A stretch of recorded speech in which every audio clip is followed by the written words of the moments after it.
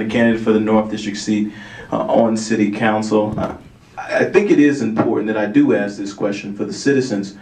So, Councilwoman, many of us in the city look at or take you not as being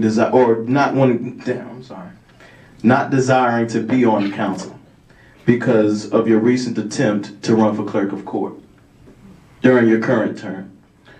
So on top of that, you've also started to inform citizens that you will run again, possibly within the next 2 years.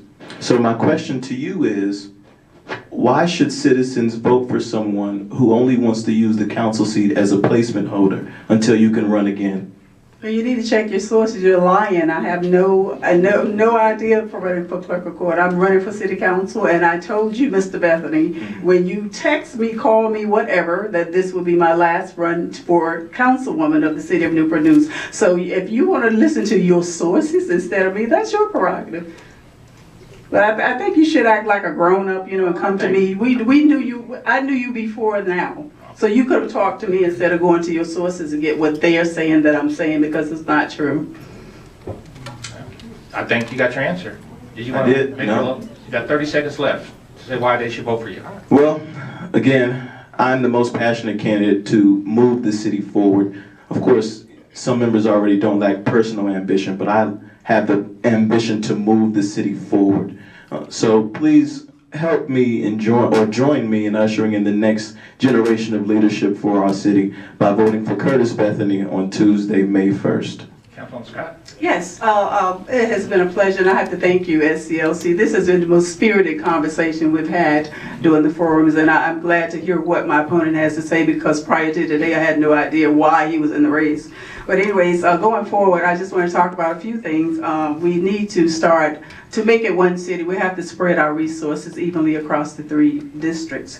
We have to create a workforce development center in each district, because it's an impediment to have our citizens in the north or in the south to go all the way to Thomas Nelson Community College to the Workforce Development Center. We have to do a better job of that. We have to fight crime by creating programs that change the mindset. The millennials are the problem. It's black on black crime. They're in a certain age group, and I'm surprised that some of the young people haven't talked to these young people who are committing the crimes to see what the problem is. So we're going to have to address that with programs that bring them back into the fold so they can be an integral part of our communities.